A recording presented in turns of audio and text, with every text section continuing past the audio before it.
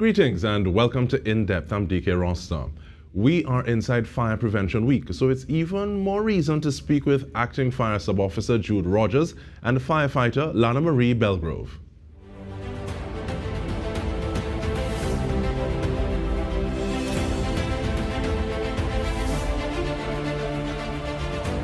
The Fire Prevention Series presents Locked Out but Not Locked In. We've worked hard to build our homes and even harder to secure it. So we bound ourselves by high walls, burglar-proof doors, and burglar-proof windows. Though security to us often prioritizes keeping intruders out, that can become a challenge.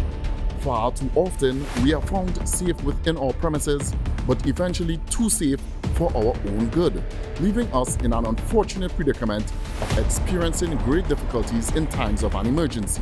Understanding this, the Trinidad and Tobago Fire Service, in conjunction with the Trinidad and Tobago Bureau of Standards, has developed codes for the following: emergency exits, burglar proofing, emergency doors, and emergency windows.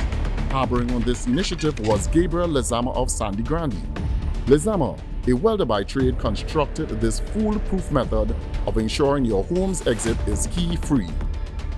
Here, he demonstrates a keyless fire escape or emergency escape burglar proofing, utilizing a series or a one-turn quick-release mechanism fastened behind a safe plate.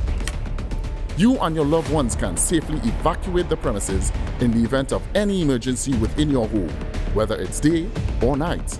So don't leave home without your key, and don't leave without hearing this short message. The Trinidad and Tobago Fire Service implores you to plan, prepare, and practice your escape. And remember, fire safety begins with you.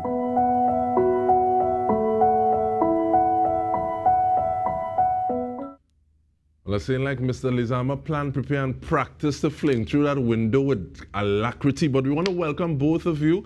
And I want to start off with you, please, Acting Fire Sub-Officer Rogers, in the sense that let's get some statistics, because looking at that video that previously went, we see that it deals with homes, and 80% of structural fires involve residential dwelling homes. And share some of those statistics with us. Thank you.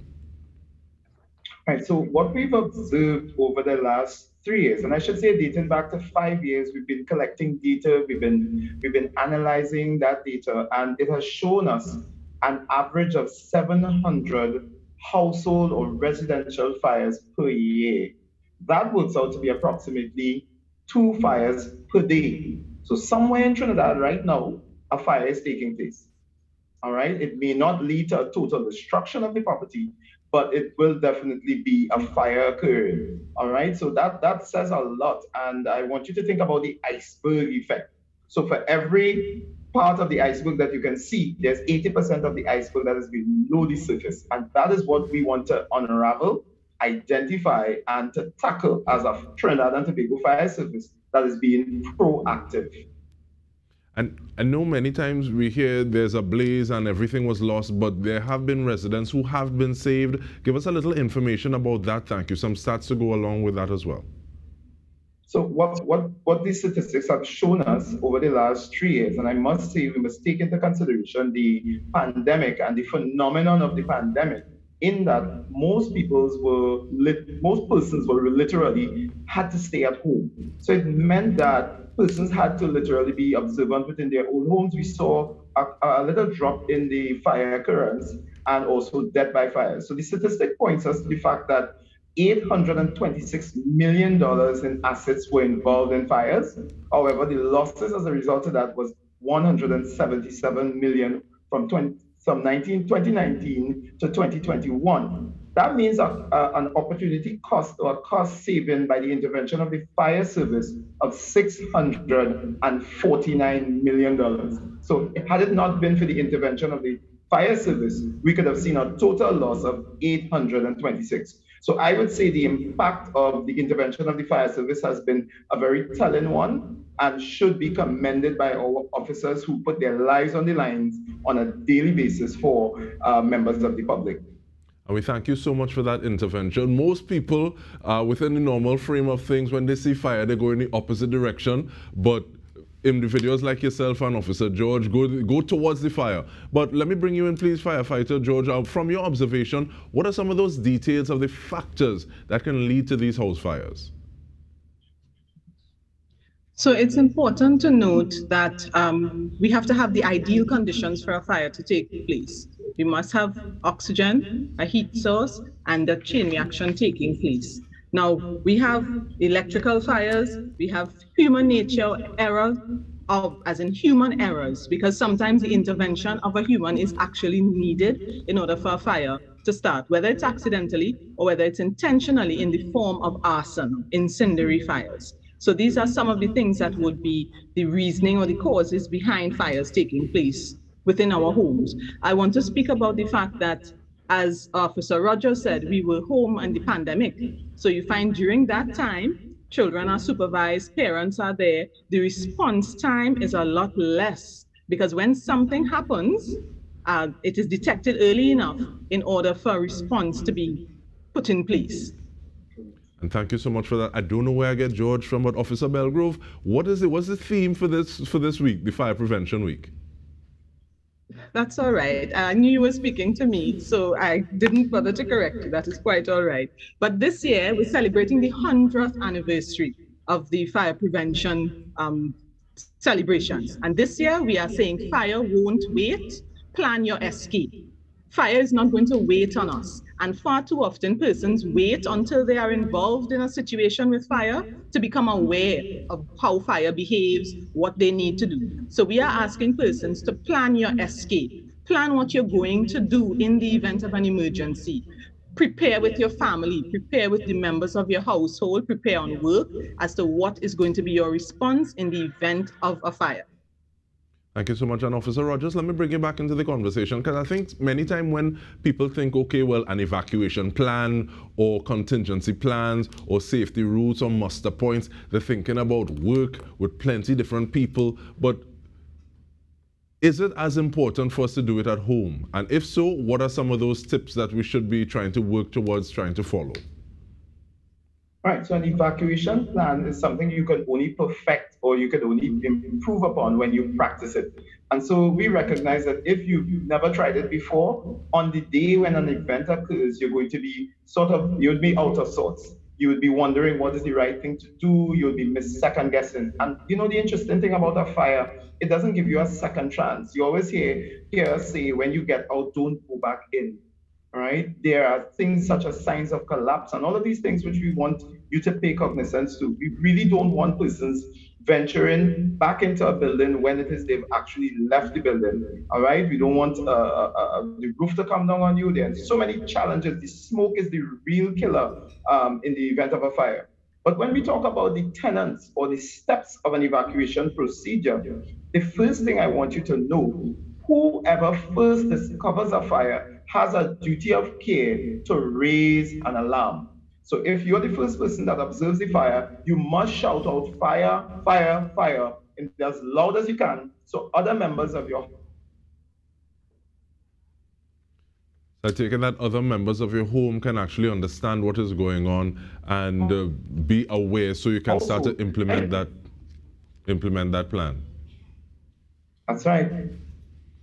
And Officer Belgrove, buying a fire extinguisher, and I guess this kind of ties into Officer Rogers talking about you can only know, okay, well, these are the things you have to do if you practice it, even if you don't pull that pin and press the nozzle, but saying, okay, well, you're going through, you're checking your device, making sure it's still working or you think it's still working. What is the ins and outs about buying a fire extinguisher and knowing how to use it? Okay, so using a fire extinguisher is very important. Knowing how to use it is important. But I want you to take something into consideration. If you are at home and a fire takes place while you are asleep at night, there is no way for you to know there is a fire until you are now suffocating because you can't breathe due to smoke inhalation. So before we even reach to the fire extinguisher, we are asking the public to ensure that their homes are outfitted with smoke detectors. Smoke detectors are going to detect the earliest sign of smoke in the atmosphere. It is going to make a very loud beeping noise, which is going to, if not wake you, it's going to wake someone at home so that they could inform you that something is happening. And they're going to then start the process that Officer Rogers spoke about, where they are going to be raising an alarm and screaming, fire, fire. So what we need is early detection. Once it is detected, now we are going to use the extinguisher. So the importance of the extinguisher is fighting the fire in the early or incipient stage so that it does not spread, because fire spreads very quickly. So what we hope is that with the extinguisher and the marrying of the relationship between the smoke detector and the training, because the person that is using the extinguisher has to have a fair understanding of what the process is, what the procedure is. So just briefly, we'll touch on how you use the extinguisher. We have a very simple acronym, PASS. P-A-S-S. P, you're pulling the pin. You're aiming at the base of the fire. You're aiming at the base of the fire because that is where all of the combustible material is. When you're seeing smoke and flames, that's a reaction. That's a chemical reaction taking place there. And if you try to extinguish flames by spraying in the air at the smoke or at the flames, you're going to be defeating the purpose. So you're aiming at the base of the fire. You're squeezing the carrying handle and the discharge lever together, and you're spraying in a sweeping motion from side to side in order to cover as much of the combustible material that is burning. So we're going to just recap. It's PASS. P-A-S-S. Pull the pin, aim at the base of the fire, squeeze the carrying and discharge handle, and spray in a sweeping motion from side to side. So between the marrying of the smoke detector, detecting at an early stage, the fire extinguisher being suitable for your home and being suitable for extinguishing the fire in the early stages because of the limited amount of extinguishing medium in it, and between the training of the person that is utilizing the extinguisher, we are hoping to reduce the number of lives that are lost. We are hoping to reduce the number of losses with respect to your finances, your money, what you spend on your home. So and you make we me are feel a little hoping guilty that there. You make me feel a little guilty. There's somebody who has removed a smoke detector from the kitchen because this thing only making noise. But we take a short break. We come back with more. We're inside Fire Prevention Week. Stay with us. We return. Johnny, Call fire. What's the number? Fire emergency, good afternoon. You said the building is on fire. Are there any persons trapped? 4 persons. What is the address of the call, ma'am? Number 4, Candy Drive, Pier Road. Can I have your name, please? Miss Bihari. Thank you, Miss Bihari. I'll be dispatching an appliance. Central Control from Fire Control. Central Control, have a plans and crew. Respond to our residential fire. Same is at number 4, Kakandi Drive, Pier Road, Trigonas. 4 persons are trapped, 2 adults, 2 children. They were unable to make contact with fire service, so she called on their behalf. Loud and clear. Operator, Central Control, 3, 4, 6, 5, Central Control. Create an evacuation plan for you and your family and practice your escape. Always ensure you have more than one way to safely exit your home. Your lives may depend on it.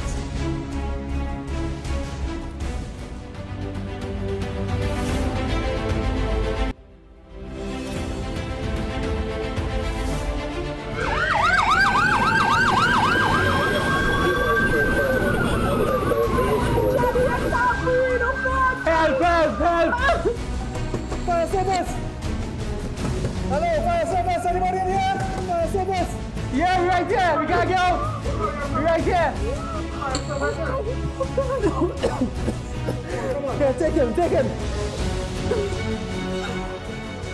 Put your hand on my shoulder. Let's go! Come on, let's go!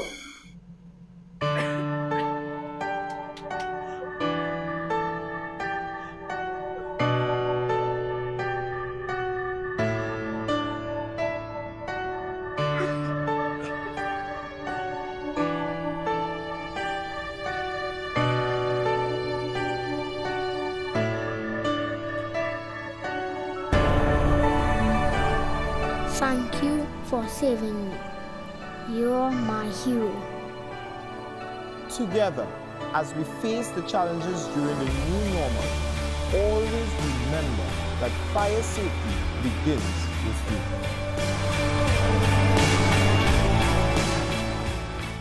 Acting Fire Officer Jude Rogers and Firefighter Lana-Marie Belgrove join us inside the Fire Prevention Week. And Mr. Rogers, tips for if you or family members are caught in a fire. Okay, so if you or your family members are caught in a fire, please don't panic. Like we said, raise the alarm.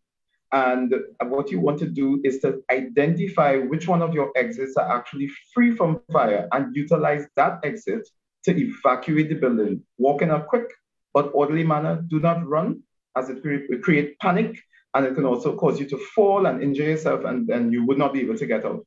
When you get out of the building, stay out of the building, find your muster point, whether it's the street light across the road, and you wait there. After you've made that call to the fire service, 990 is our number. We have an acronym. We said 990, call a hero, give the information to the operator on how to find your building and tell them what type of emergency you have. And they would respond within quick timing. And you can speak to the first arriving officer.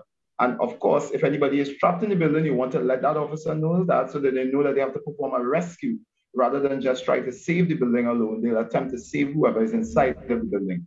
The important thing again, Dike, is to remain calm, and you can only do so if you plan, prepare, and practice your escape. And you do that in peacetime, not in wartime. And thank you so much for that. And inside the last minute and a half we have, what are some of those activities that you have planned for the week, Officer Belgrove? So next week, we are going to be on the Brian Lara Promenade on Monday, from Monday to Friday. And on Friday evening, we are going to be closing off the Fire Prevention Week celebration with the Fire Service Band, which we know we are all fans of.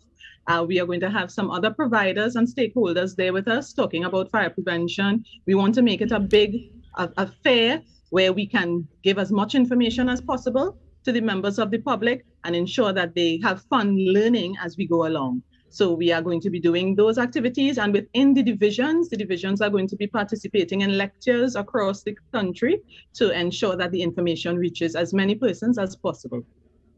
And we want to thank you once again so much for the work that you are doing, the work that you continue to do. 990, dial a hero. I mean, you have people in coveralls, but you're seeing wings when they appear to you outside that building. But Acting Fire Sub Officer Jude Rogers and Firefighter Lana-Marie Belgrove, thank you so much. Talking about Fire Prevention Week, as well as information that we should know all year round. And on behalf of the TTT News team, I'm Dike Rostant. This has been In Depth with me. Thank you so much for joining us.